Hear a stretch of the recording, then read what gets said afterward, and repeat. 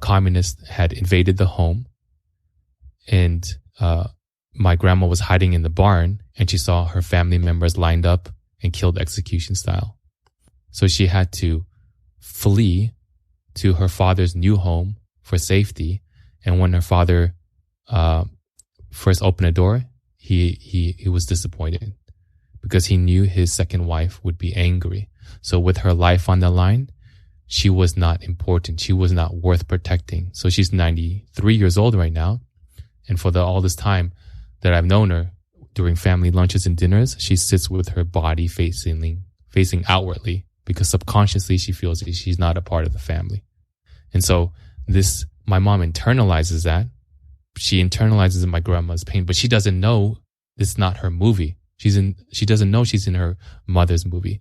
And so she fixates on the fear of death.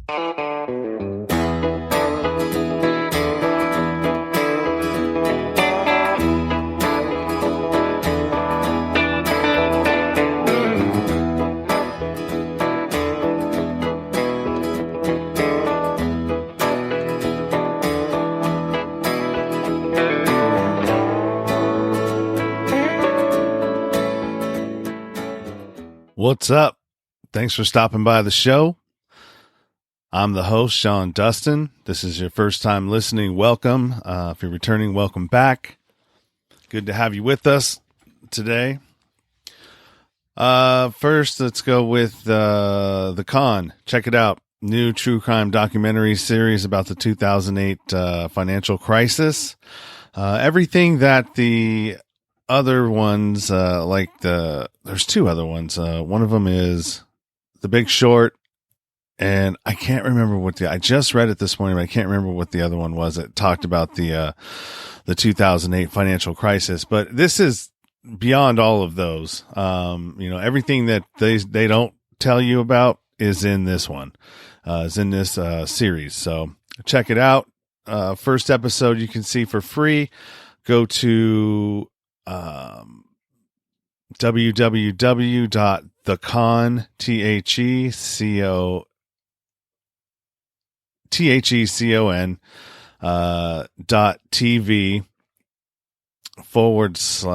just go to that. Yeah, just go to that one and it'll take you to everywhere that you need to be. Next, if you like what I'm doing and you want to support the show, head over to Patreon. I have members only content there. You can I've got about 30 to 35 episodes that I'm currently loading up over there that I need to publish in my own podcast. But if you want to, if you've listened to all my stuff and you want to catch some more unedited and ad-free content, go over to the Patreon and subscribe there. And you can find that. What else? We got, and if you don't want to do that, you just want to make a one-time donation and, say, hey, thanks for everything you're doing. You could go to Venmo or PayPal. I'll have links to that in the show notes. Also, if you don't have any money and, or you can't afford it. I mean, right now I get it, man. Times are tough and they're only going to get tougher here until we make a change. But, you can always just subscribe. You can subscribe to the show, man. Tell a friend, pass the word around, say, hey man, have you heard of the Nowhere to Go But Up podcast? Hey, he's doing some good stuff over there. And that's only if you think that's what I'm doing. But that would help too. The more people that are listening and subscribing and my numbers start going up, then it starts getting boosted. That's how it gets boosted and pushed up further in the charts. And then it starts coming up, it's the first thing that you see when you hit your, app for iTunes or Spotify. Those would be the first ones that you see are the ones that are ranking and are more popular. And so there's a lot of stuff that I'm doing that, needs to be told. Especially the stuff out of the Northern District of Texas. Those definitely boost those out, please, man. So yeah, that's another way that you can help support the show, and then also you can go to my merchandise page or my merchandise stuff that I'm selling. That helps support the show as well. Today's episode, Michael Hsu. So this one's from about April, so 4 months ago. And I actually tried to reach out to Michael in an email, and he hasn't gotten back to me. So I'm just going to publish it without, anything, because I got to get through these. So this was about intergenerational trauma, and you know what? Honestly, when you listen to it, or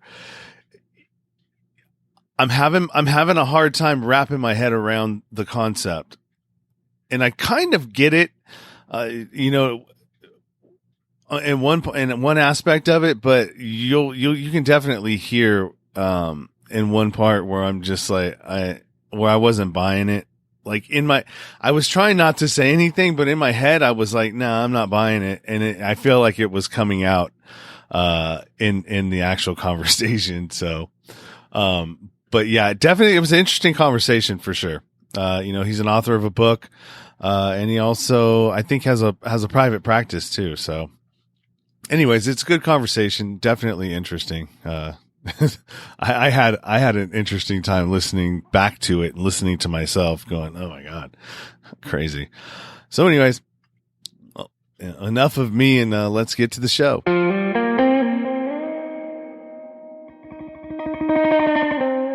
This is the Nowhere to Go But Up podcast, and I'm your host, Sean Dustin. Today we are talking to Michael Hsu. Is that correct? How you pronounce your last name? Michael Hsu. Michael Hsu. And Michael, how are you? How you doing today?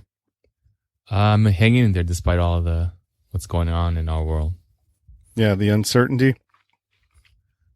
Trying to make the best out of it, make my way, so I don't get impacted by it so much.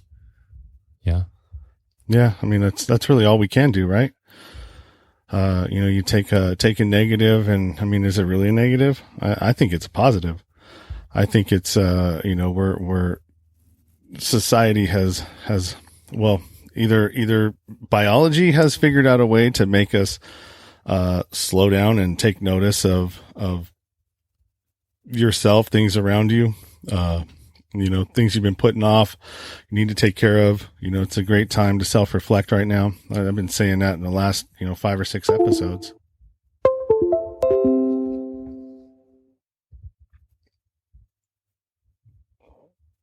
You there? Cut. Sorry, it kind of paused a little bit. Yeah, I cut out. That may happen a little bit. I'm experiencing some technical difficulties from my hotspot that I use for Wi-Fi, because I don't have cable or internet anywhere where I'm at. And so I'm using a hotspot to do the Zoom. Well, I ran out of juice or data on that. I flip it over tomorrow night. And so I'm using my phone, and I just realized that my phone is having sensitivity in the connection where you plug it in, or it's getting worn down. Mm-hmm, and from you plug it into your actual phone. And so sometimes the connection will drop and then it'll come back. So hopefully it's not too bad. So when it does happen, I'll just go like this. And then that way, it's, it's not on your end. Got it. So you responded to one of my, posts for a bottoms life struggles, portion of my show. And you got quite a bit here of stuff that you're probably one of the ones that wrote that much. So why don't you go ahead and explain? It's like rock bottoms right now, or just in my Yeah. Okay. So I think before I explain what rock bottom that has been triggered by what's happening now, I want to say my ultimate rock bottom was when my 7-month-old was born, about 10 days before he was born, and he was born in the Czech Republic. because that's my wife has access to free healthcare there. And up until 2 months, that's when we stayed there and we went back to the US. But during those 2 months, I had horrific insomnia.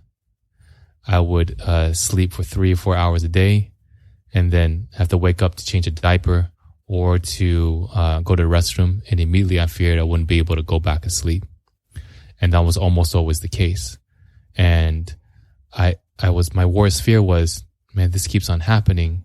I'm going to die. And that may not sound realistic but from the place of anxiety, it's always thinking about our worst fear.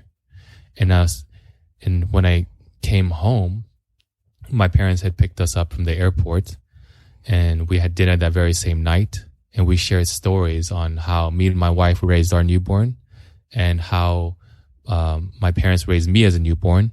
And I found out for the first time ever that my parents never took care of me. I mean, not my parents, I'm sorry, that my mother never took care of me throughout the night because she was scared if I were to wake her up, she wouldn't be able to go back to sleep. And she's extremely, extremely fearful of death. But she fixates on health and safety to avoid that. So, I mean, what basically, as a child, I felt and internalized her pain and trauma and repeated the same pain and trauma 39 years later when I had my own newborn. And that helped me sleep a lot better knowing that I was repeating that because I'm a highly sensitive and highly empathic person. But the thing is, like, for example, my mom she lives in a really nice neighborhood. Her windows are all barred up. She has a security system and she has a surveillance system. And she has her door has a door lock, chain lock, and she puts a chair against the door handle just in case somebody bad comes in. So she's extremely fearful of death, but this is all rooted. Why does she fear death so much? It's because it's rooted in intergenerational phenomenon and pain of abandonment. So what I talk about, like the reason why we suffer through anxiety, anger, depression, these are all coping mechanisms to help us avoid feeling some type of negative feeling. Anxiety is how we run away from our pain. Anger is how we protect our pain, and depression is how we numb our pain. But the reason why we do all these coping mechanisms, because we can't fix our pain. Why can't we fix this pain? Because it doesn't belong to us. That's why I say, whose movie are you in? This is called intergenerational trauma healing. People think trauma is like sexual abuse, verbal abuse, physical abuse, but trauma expands a wide spectrum. And especially if you're highly sensitive and highly empathic, you can easily zap yourself into somebody else's movie, thinking it's your own. And in that scenario, no matter what you do, nothing ever changes because it's not yours. And so I'm trying to understand where you're coming from. So what you're saying is that it transfer now does that transfer through genetics or DNA? Because partly through DNA, through the expression of your DNA. It's not like you're set in stone, but it's the expression of your DNA. But also if you're highly sensitive and highly empathic, it can really, really carry through. But so it does pass through genetically. So then there's this book called It Didn't Start With You. And there's a very important research or study done. And they took a group of male mice and they would expose them to a cherry scent. Every time they did so, they would give them electric shock. And they did so many times that once they exposed the cherry scent, the male mice would panic without the electric shock. Now they took the sperm from this male mice, impregnated female mice that never had any exposure to the to the male mice. And when the female mice had their offspring, the offspring, when they were exposed to the cherry scent, they panicked without the electric shock. Also, when the offspring had their own offspring, this is a third generation, when they were exposed to the cherry scent, they also panicked. Okay. So like my mom's fear of death is rooted in an intergenerational pain of abandonment. My grandma, when she was 5 years old, her father was a high-ranking general in China, and he... Oh, I lost you. Where'd you go?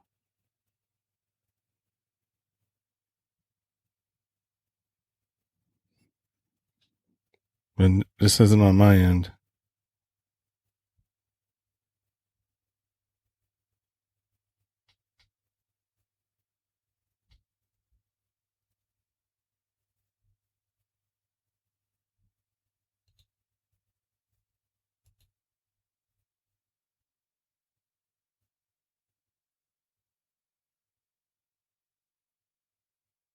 All right. Well,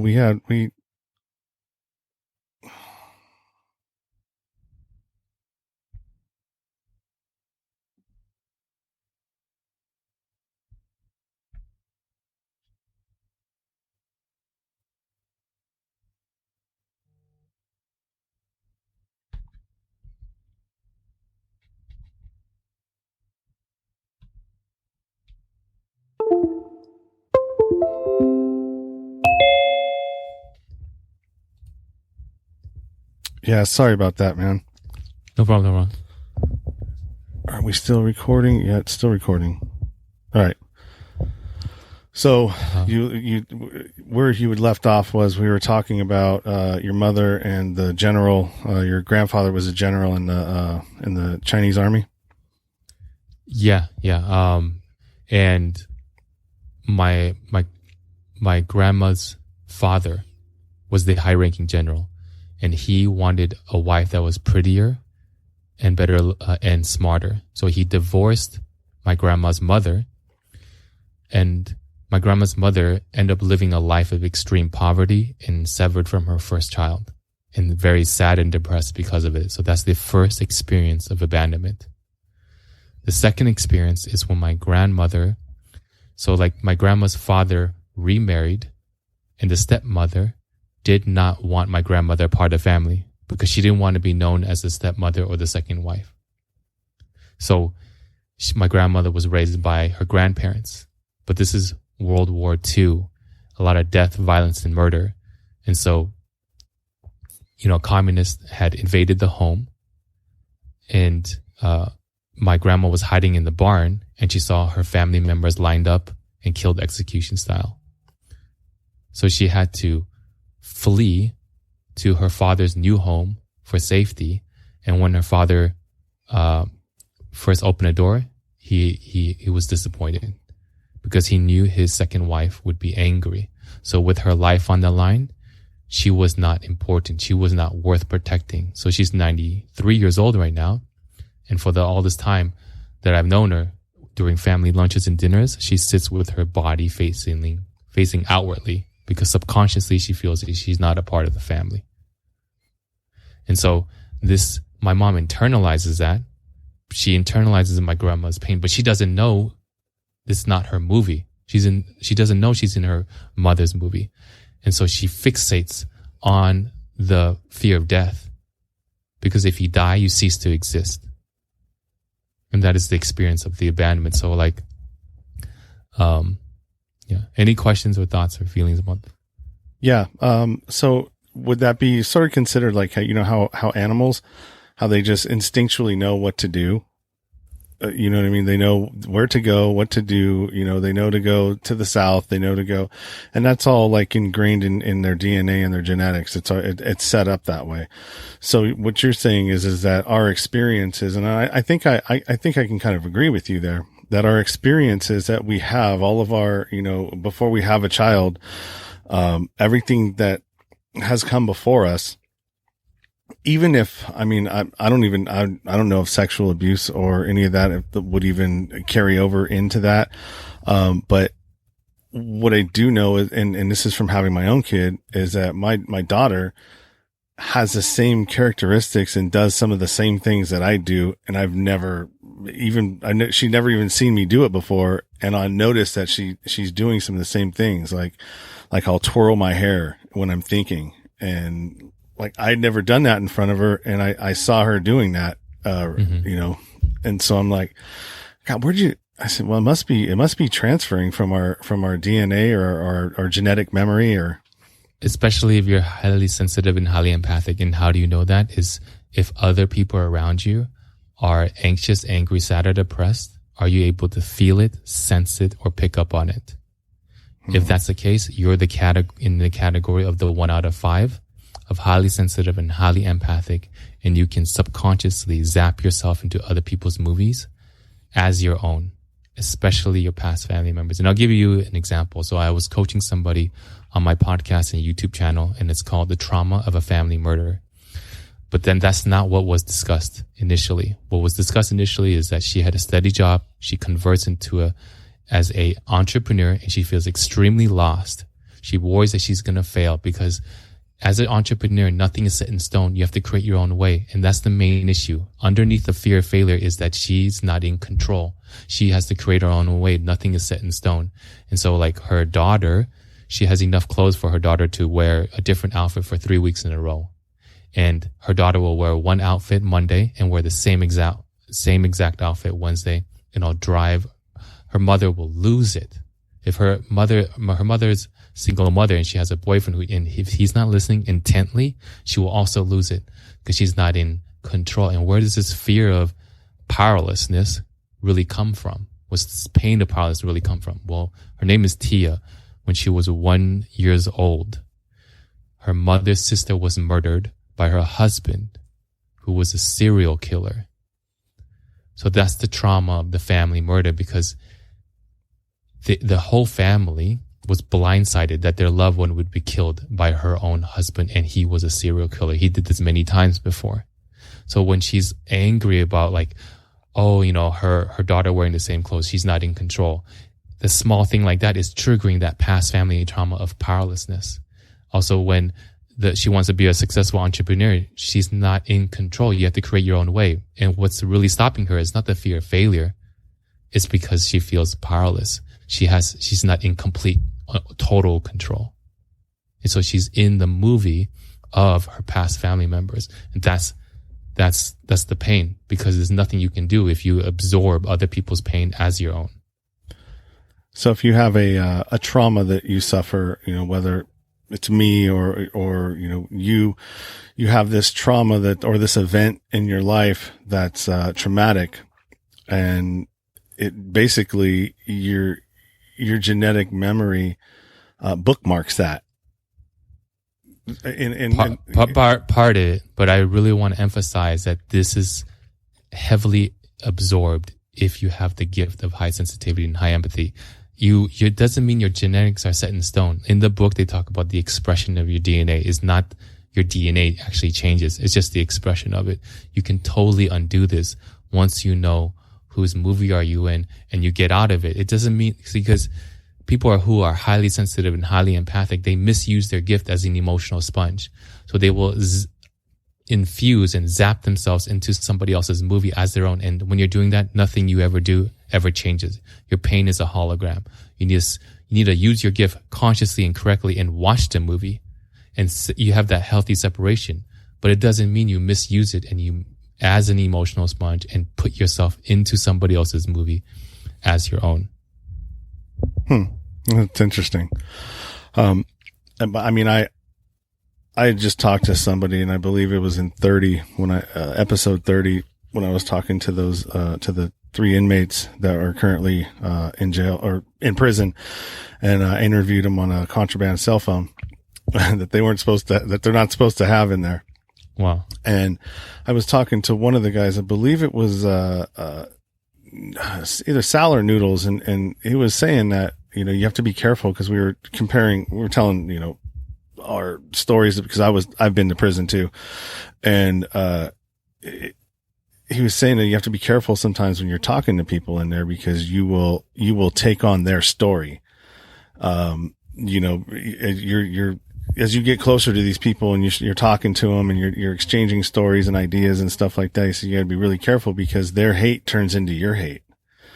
You know what I mean? Their anger can turn into your anger. So their story, whether, how you're listening to it, can also become your story in the way that you respond to, let's say they're telling a story about a black person and they got jumped.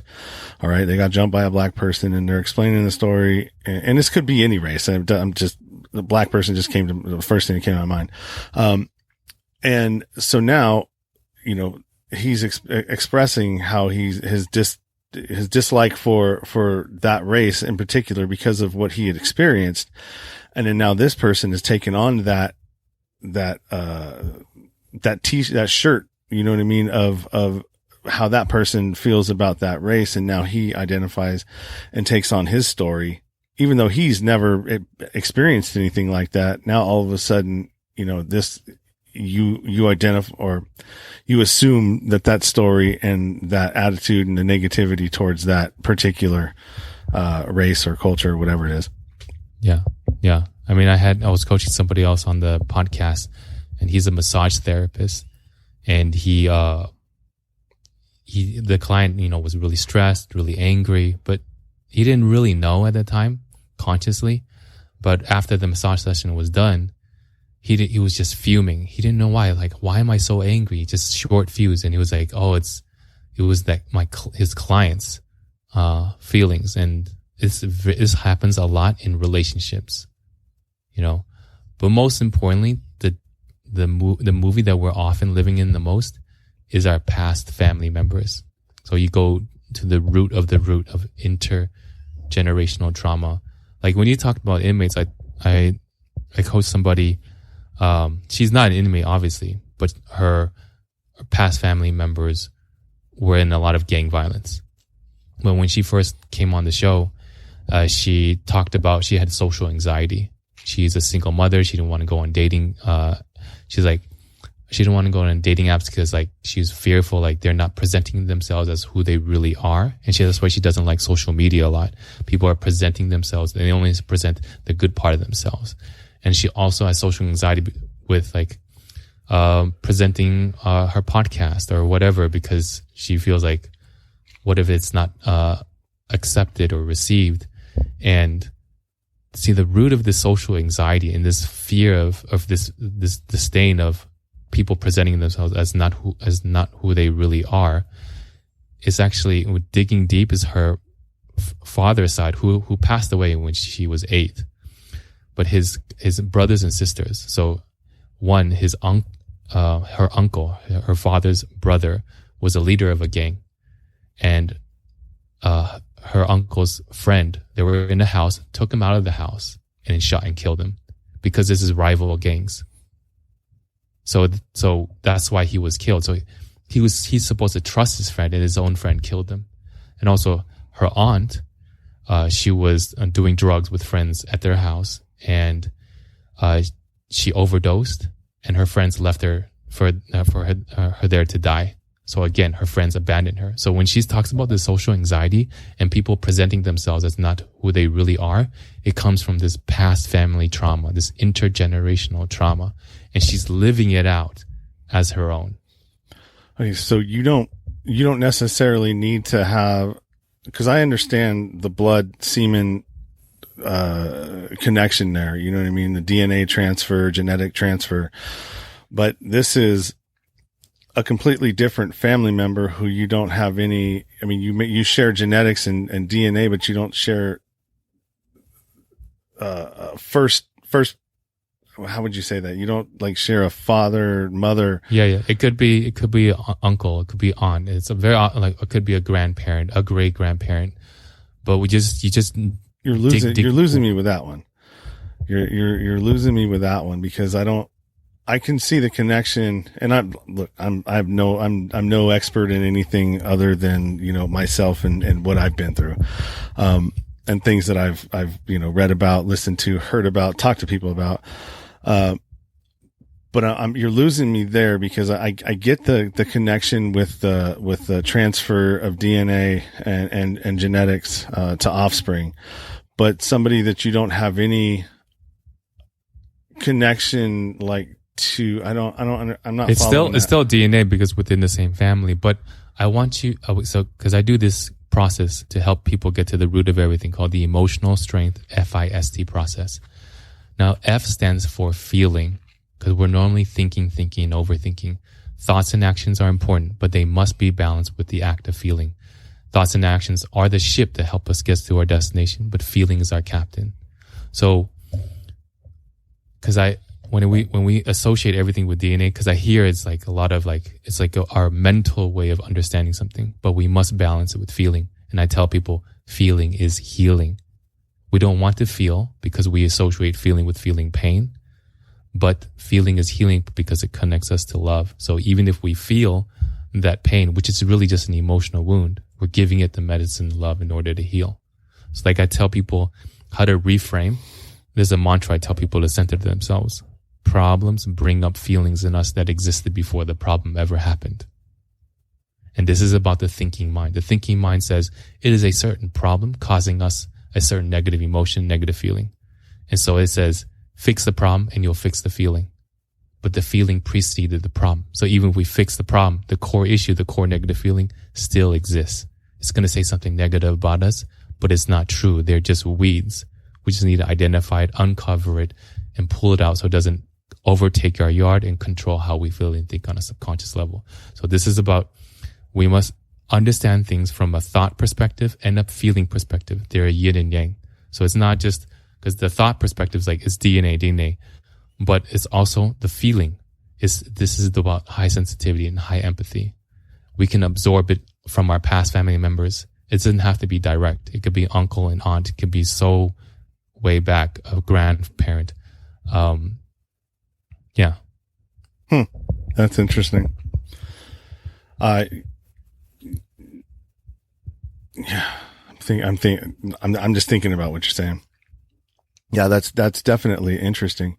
So what's the name of your podcast and your YouTube channel? Heal from the Ground Up. This is the same name of my practice. So that's my website, Heal from the Ground Up.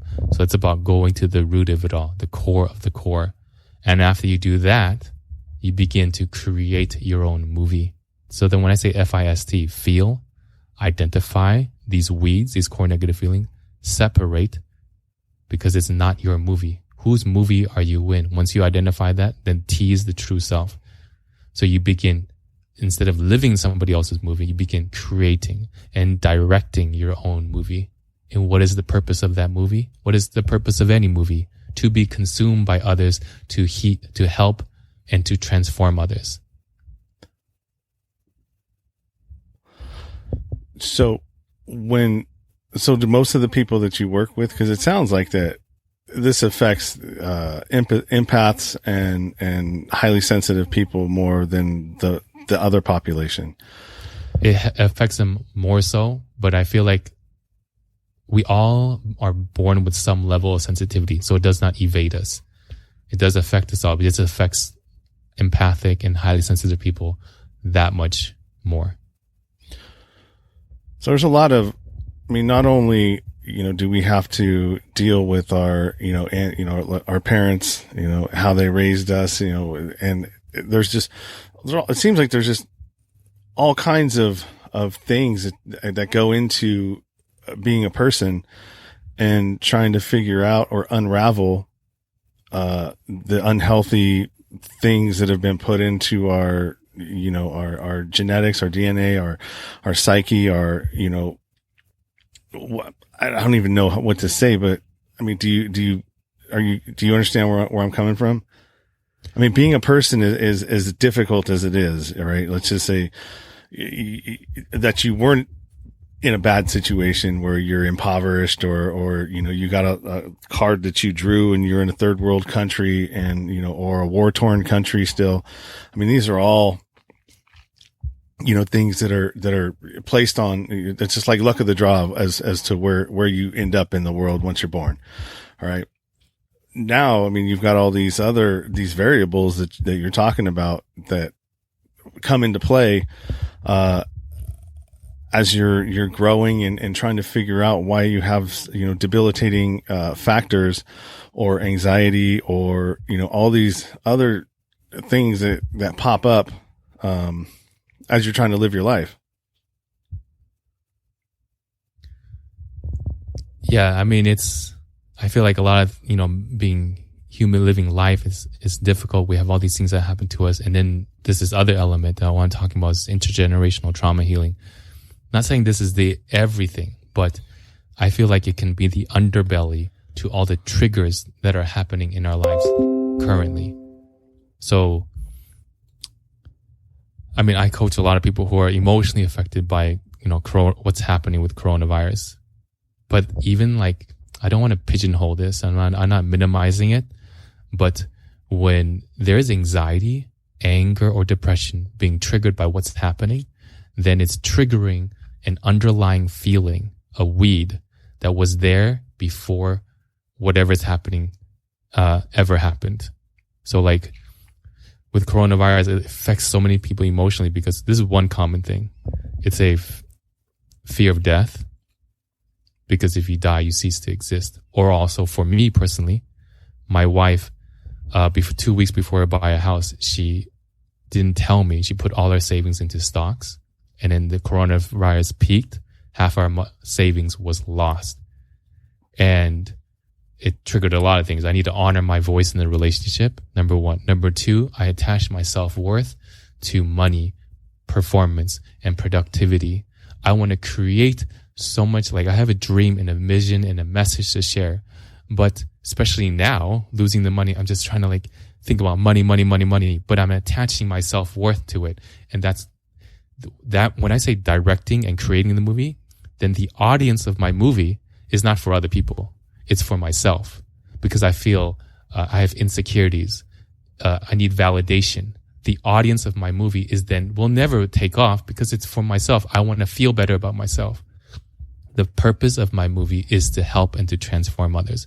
That's why I got to let go. What's happening right now taught me to begin to let go of attaching my self-worth to money, productivity, and performance, and to really honor my true self, my message, and to make it about helping others and be free. Because, a part of myself is my goofy self. Because my book is called You Are the Fucking Shit. Heal your anxiety, anger, depression from the ground up, And so when I honor my goofy self, and I don't really do that because my father is so serious. It's like a Chinese emperor.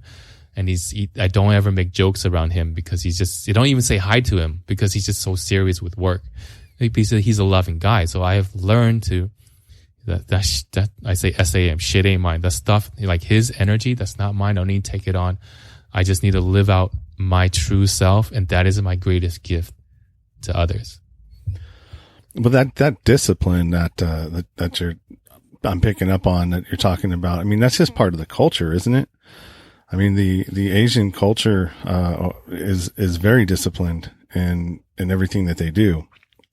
And that's why. Yeah. That's why. I mean, it's becoming to the point where it's almost, isn't it considered hate speech now if you refer to like an Asian as being a smart person, or when you try to like generalize or put them in a group of. I mean, for sure that phenomenon is much higher in the Asian population. Yeah. But I was listening to something. I can feel it much more within my family, the dynamics of it, because my father is like 73 years old. 3 years ago, he had stage 1 cancer. He's okay now, but 2 months after his surgery, he was working full time. He works all the time. He's working full time. Like, he has a grandchild. When does he actually spend time with his grandchild? His father, I found out this out recently. His father he was a doctor. He worked at a hospital, comes back home. He has a clinic in his home. So he's working again. He's like, he would only take us out 2 times out of the year to some like field trip. But other than that, he's always working. So it's like this workaholic, like it's like part of me is like, it's like attaching self-worth to productivity, performance, and money. And I've learned to like doing that actually inhibits me from making money, to having abundance and living the life I really want, because I will have more money than ever if I just focus on my dream and sharing my message. But if I focus on the money, I'll have very little money because I lose sight of what I'm giving to others. My movie's audience is only me for my own validation. It's not about helping others and transforming others. I get what you're saying. I get it. And I think that it ties a little bit into what I was talking. I've talked to a few people, especially coaches right now, and a lot of them are offering their services, or portions of their service for free. they're having, Zoom. I'll give one example. Amy Barsky, she was, in one of my episodes, in the past. Can't remember which one it was, or the number of it, but she's doing that. She's offering, and I went to one of them, one of her breathing, coaching sessions where she's, teaching you how to breathe mindfully and, just kind of like to settle down and, ease anxiety. She has a free thing that she's putting on for yoga classes. I got another guy that's doing the same thing. So almost every one of these coaches that I've been talking to are offering some sort of, thing in relief to try to help out and pitch in the best that they can right now during these times. Mm-hmm. And that's you look at the flip side of that, that's going to, one, introduce people to them and what they're doing. Their generosity is going to be felt, because if somebody is in need and you help them out of a situation and, you're not asking for a handout, the reverse of that is actually going to be your benefit, because you're going to end up making a client. You may not, and that may not be the point of it, but that will be the byproduct of it. Yeah. More than likely.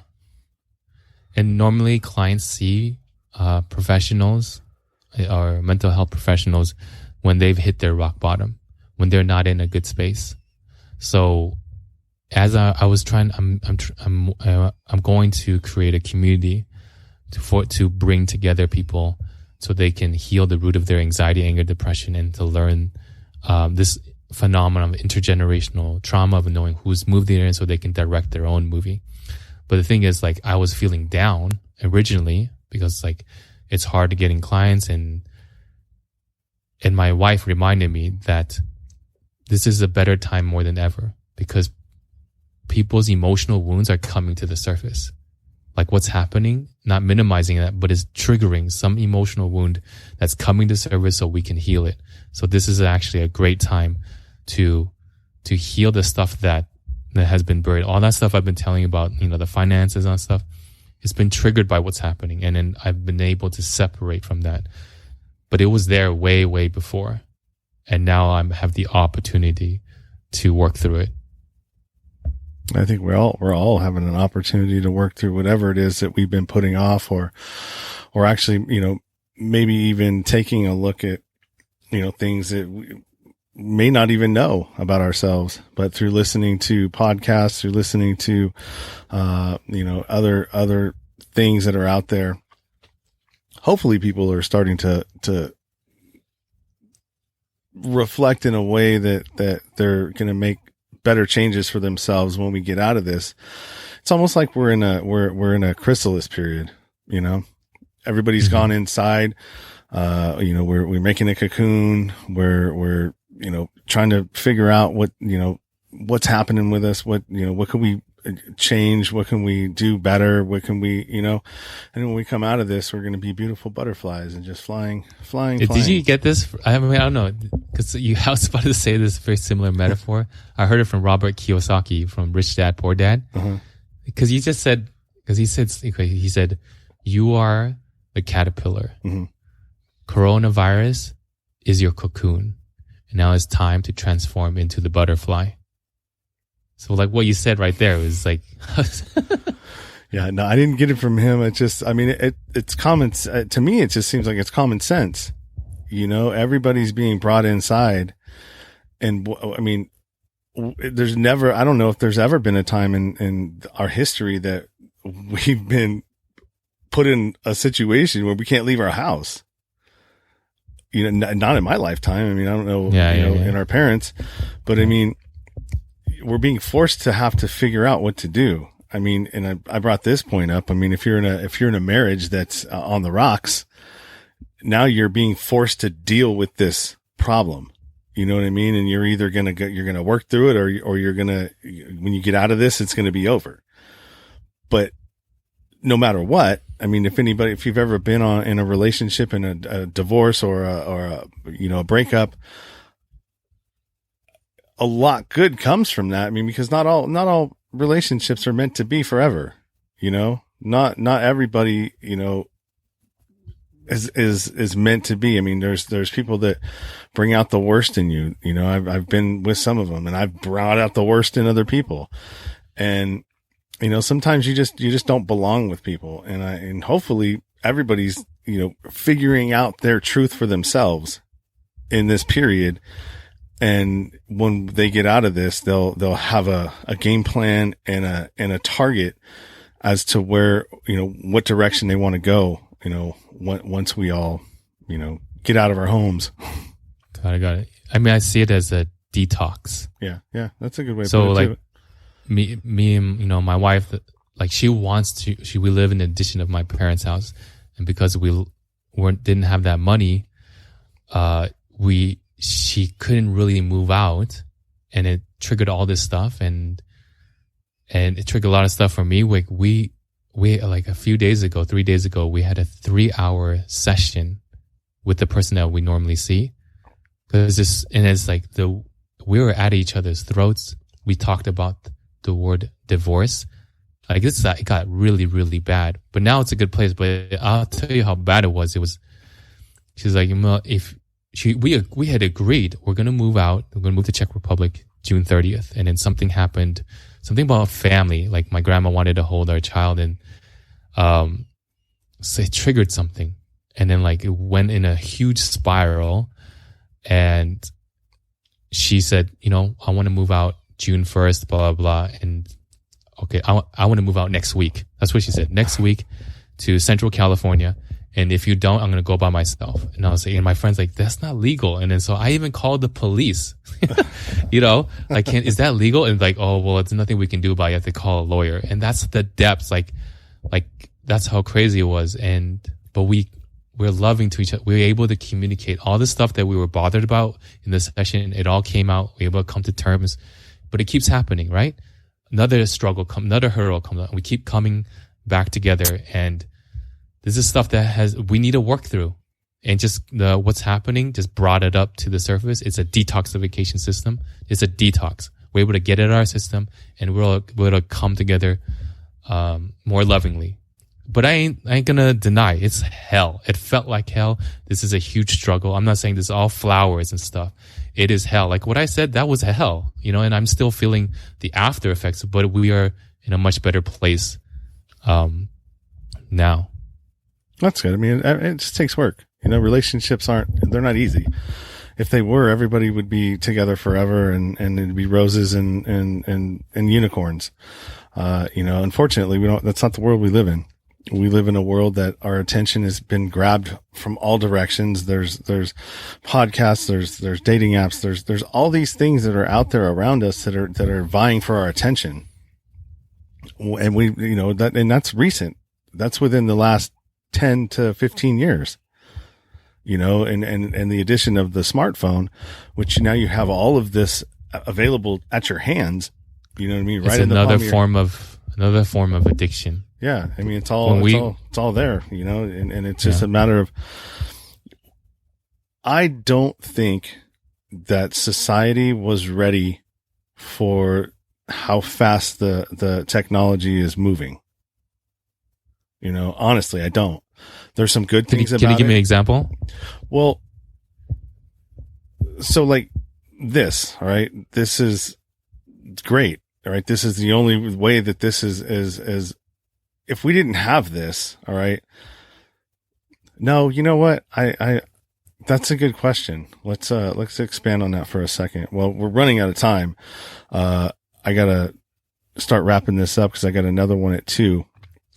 But what do I mean by that? Like just our whole system of society, right? It's all kind of outdated. How we do things, how our government operates, how things are done. Everything is kind of changing. We're in a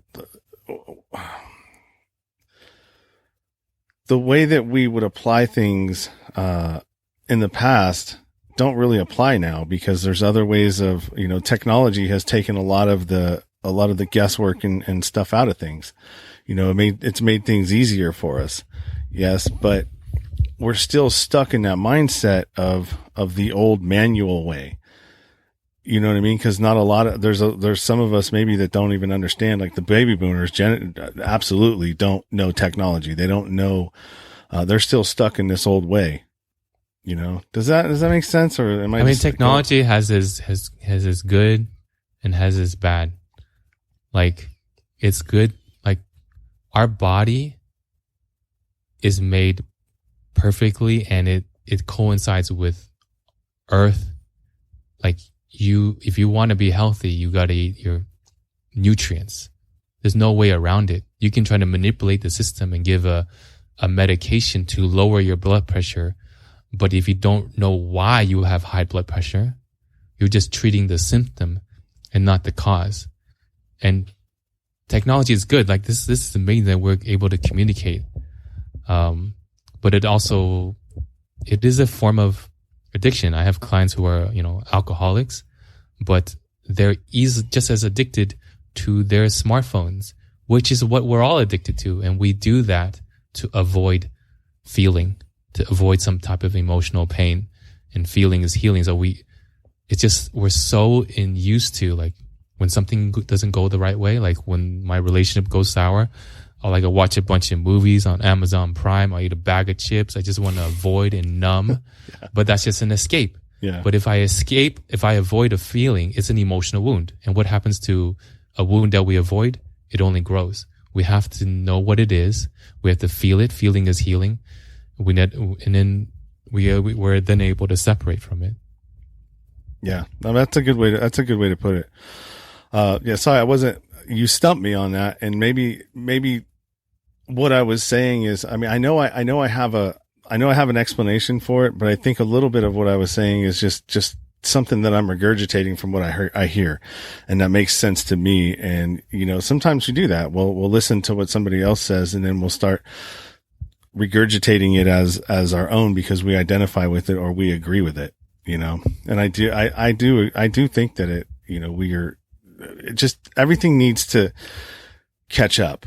You know what I mean? We need to figure out how to harness technology just like this, and how do we use it for a benefit. And then, like with social media, there's a lot of bad aspects of social media and how people use it. It can be traumatizing at times, and it is traumatizing at times. You think about, social media and children, 12-year-old and 13-year-old girls, that are going through changes and bullying and all of that stuff that happens. And you have kids that are trying to commit suicide because of being glued to a tablet or to a phone. Like when you go to restaurants, you just see like these kids completely glued to their devices, and then they're having quality time, but their child is not present. No, they're not. And that's the parents' fault.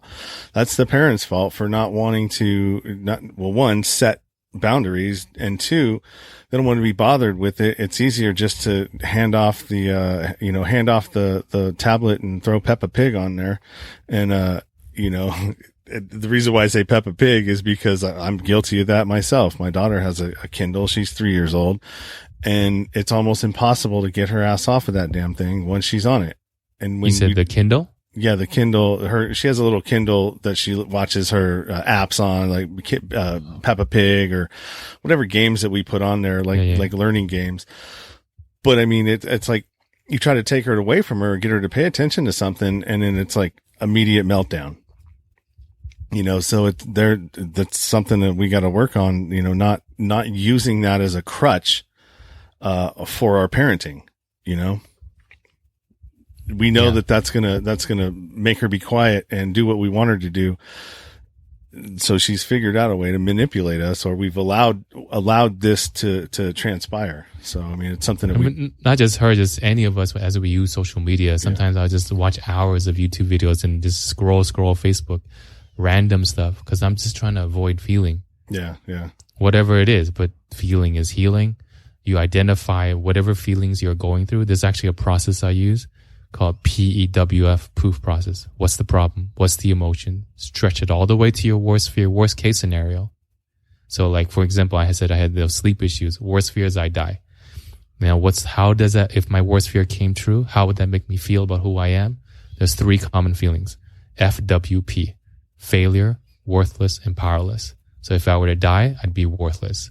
But that's just my mother's feeling, my grandma's feeling of this feeling of being abandoned. So that's me living in their movie. But we need to identify our feelings, because if we avoid a feeling, then we are saying that it is true. We only avoid something that's real. That feeling could be saying that you're a failure, you're worthless, you're powerless. And you wouldn't run from a bear unless it was real. So when these feelings come up, do we avoid them? Do we run by constantly thinking, constantly doing, being on a smartphone? Because if we do, then we are saying we are worthless, that we are a failure, that we are powerless. We need to cut the head off the snake, identify the feeling, face it, and that way it doesn't consume us. It begins to lose power over us.